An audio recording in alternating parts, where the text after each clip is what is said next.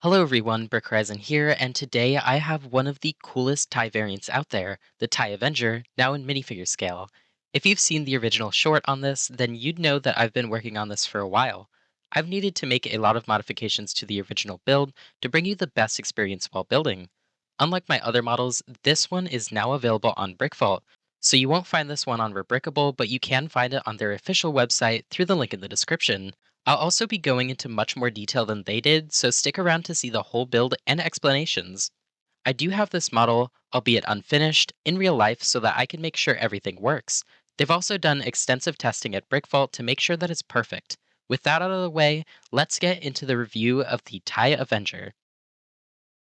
Since the first trailers of Season 2 came out, I'd began working on a UCS or BrickVault style TIE Avenger. The main thing I was going for was detail and style, like the brick built wings, which ended up being really heavy, and I ended up with some pretty unorthodox but all legal building techniques.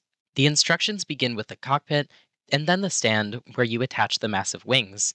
One of the things that makes my build unique is when I design mocks with an odd number of studs. This is especially apparent when you take a look at the windscreen. Doing it this way was important for a few reasons. It offers a very unique take on the TIE cockpit that works extremely well with the scale of the TIE Avenger, since you're able to have these pieces in between for details like the dark gray bits, which are accurately represented in the shape. Here's one of BrickVault's official photos to show you the difference between the render and the physical model. The program I use doesn't have this specific windshield piece, however, I've gone with the Republic cockpit piece from Yoda's Starfighter for the accurate shaping on the radial bars. The TIE Avenger is different from other TIE fighters in this way, and even though the render is different, all of the pieces in the parts list are correct. This mock has two options for displaying. One is the included stand for flight mode, which you can see angles very nicely. The other is landed mode. The wings aren't exactly strong enough to hold itself up, but this extra clear part will allow it to stand normally. There's also the giant missile launcher at the bottom of the cockpit, which is removable since the TIE Avenger can retract it in universe. The hidden Gatling guns are one of my favorite play features since I've managed to build it in seamlessly with a Technic piece that easily folds out and spins. This is also a really interesting part of the instructions, which are very interconnected. This is one of my most complex builds, so if you're into that, it is really worth a shot at building. Other than the wings, the part that took me the most amount of time was making the area for the lights. Making it perfect was important because if it was off by a little bit, it could look completely wrong. I used these flower pieces, which are closer to the actual shape than the regular studs with holes. Another detail I noticed was the double angle from the panels on the top. They not only slope to the sides, but they're also angled down, so on my TIE Avenger, you'll see that extra detail, which can be difficult to put together, but is worth it for that level of detail. A lot of the other details you can see for yourself, but I'll point out the important parts like the top of the cockpit, which has this greebling seen from different angles.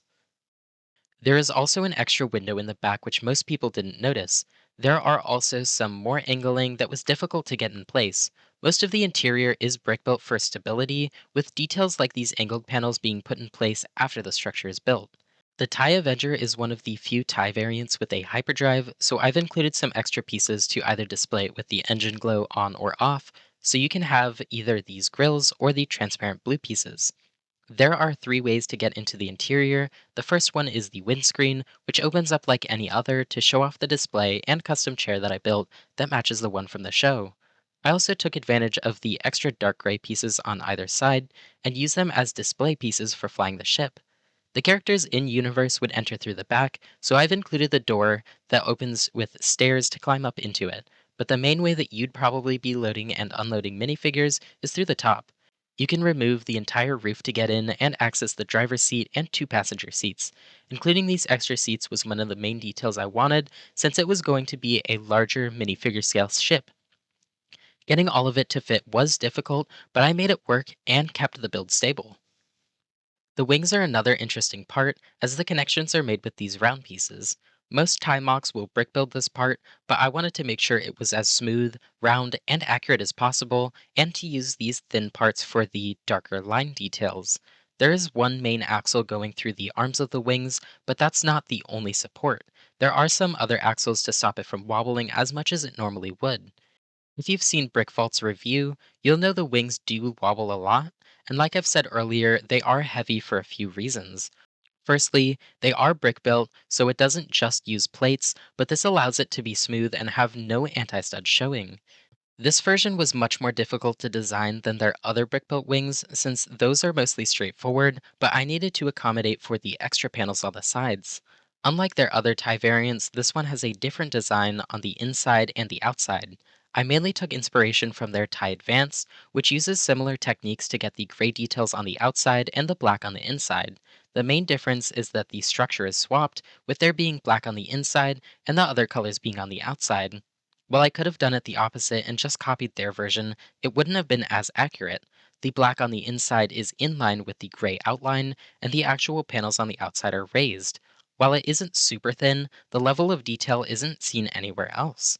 Every panel is unique, and since it's a prototype, I'd imagine they'd use any piece of metal that they have laying around. I'm also interested to see what a finished version of the TIE Avenger might have looked like. Every wing has different colors for each panel. They are light gray, and dark tan, but there is also a defining line in black. I would have liked to use some other colors like green or sand blue, similar to this official ornament, which shows those different colors. But some of the pieces were not available in those colors that I would need to fill it out. Plus, I didn't want to be too crowded with these different colors. Plus, I didn't want it to be too crowded with different colors. Smaller details include the red triangles on both sides. There are also three extra forward facing guns on the outline of each wing. The front and back wings are also different sizes, making them different angles in the middle. Looking at this image, you can see the angles of the grooves are different, but also on the sides, you can see them where the front wing has a very steep angle while the back wing is more gradual. The top and the bottom are also different in their paneling, as well as the stripes and another triangle in yellow. One more tiny detail that I didn't notice until late in the build is the dark gray stripe on the groove between the wing segments, but you'll see them here. While it does look the same on both sides, the design is asymmetrical, and there are some small differences. Ty's left, or while looking at it our right, has only 4 heavy missiles on the bottom wing, which are crafted very deliberately in my build, and none on the top. It also has a massive double barrel turret on the side, and this rotates and uses some interesting building techniques to get every detail like the axle hinges for the small differences in the barrel.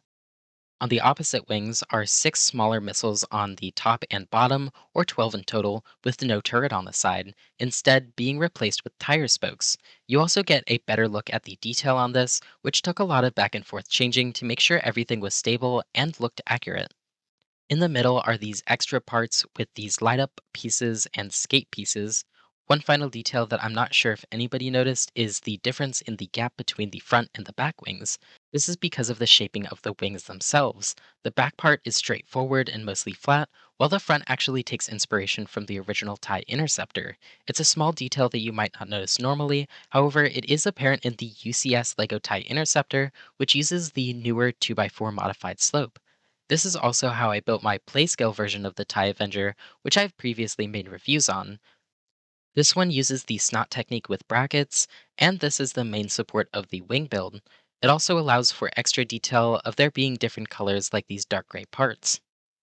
One final thing that wasn't mentioned in BrickVault's review is this extra side build that I made of the Sinar security droid. It's loosely based off another rebrickable build, with permission, but is made to fit with the scale of the TIE Avenger at this size, including some more details. Those are all the details explained on the TIE Avenger. Let me know in the comments if you learned anything new, or if you think this is the coolest TIE variant. You can find the instructions to this on BrickVault's website, but I also have a few other Andor mocks that you could find on Rebrickable, like the UCS ISB shuttle and both versions of the troop transport tank.